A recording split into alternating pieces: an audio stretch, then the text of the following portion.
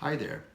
This is the second video in a series of 5 in which I offer some ideas and insight from Victor Wooten's The Music Lesson, A Spiritual Search for Growth Through Music. If you haven't watched the first video, you should go ahead and watch that first because in that video I offer some general background on the book and its author. In today's video, I'd like to share just a few things that I like about the book and a few things that I don't like so much about the book. And I'll begin by sharing some things that I don't like so much about the book. And of course, I mean no disrespect for the author or the book when I share these ideas. I'm simply offering some personal feedback as I'm reading the book a second time around. One thing that I don't like about the book, personally, is this whole idea of a spiritual connection with the physical world around us, such as a connection with rocks or like objects or animals and plants, in order to gain a deeper understanding of music and a deeper experience with music. I just personally have a difficult time imagining that that's even possible or beneficial. Now, I am a spiritual person. I'm a born-again Christian, so I practice my religion daily. I pray every day and I believe there's a God and I pray to God every day. So I'm not denying that we are spiritual beings. I'm simply saying that I have a big problem with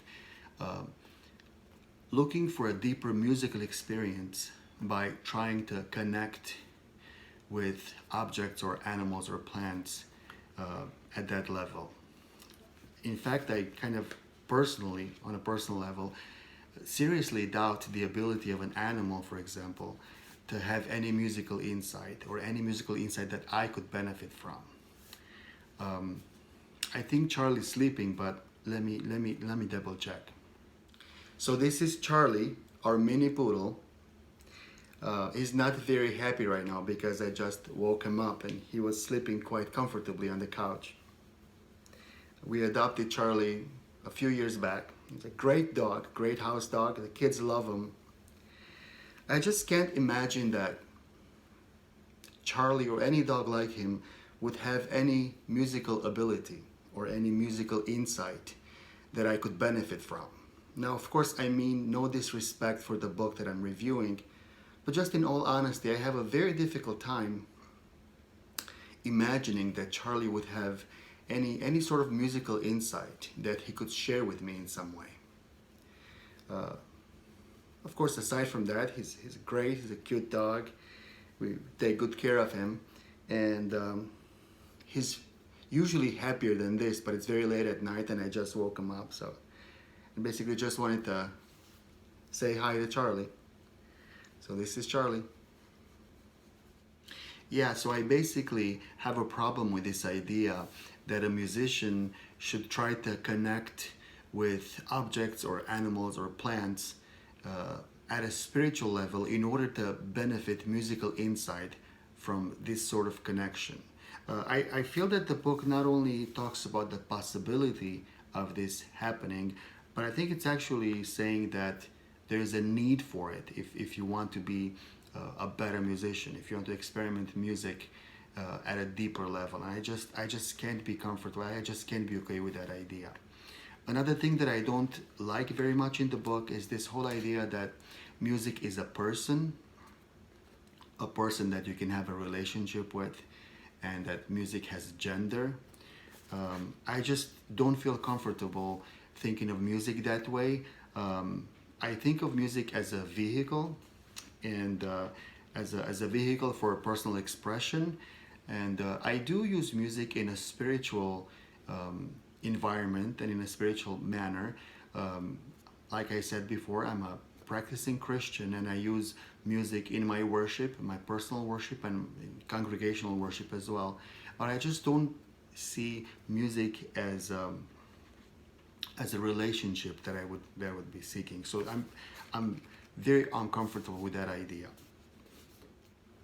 Now, some of the things that I do like about the book, for example, I like the author very much. I don't know Victor Wooten personally, but I know him as a musician. I know him from his music, and I like his music and his playing very much.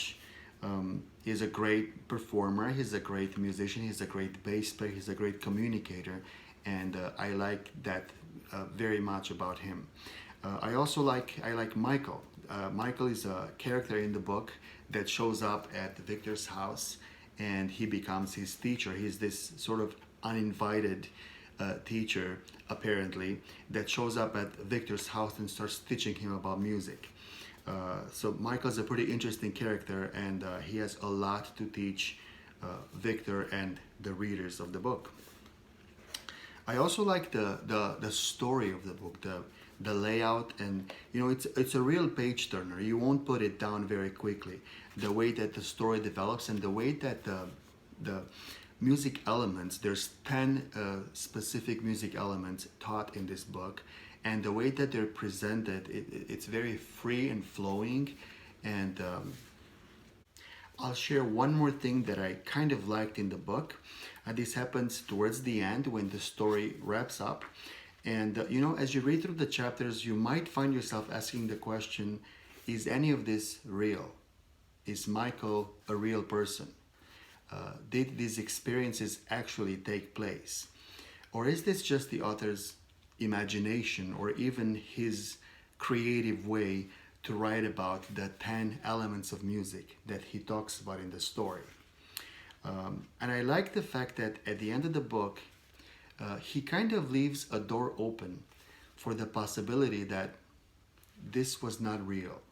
This was not a real experience, for the possibility that Michael was not a real person, and that this whole story, this whole thing could have been just the author's imagination or his creative way to introduce or to discuss these 10 elements of music.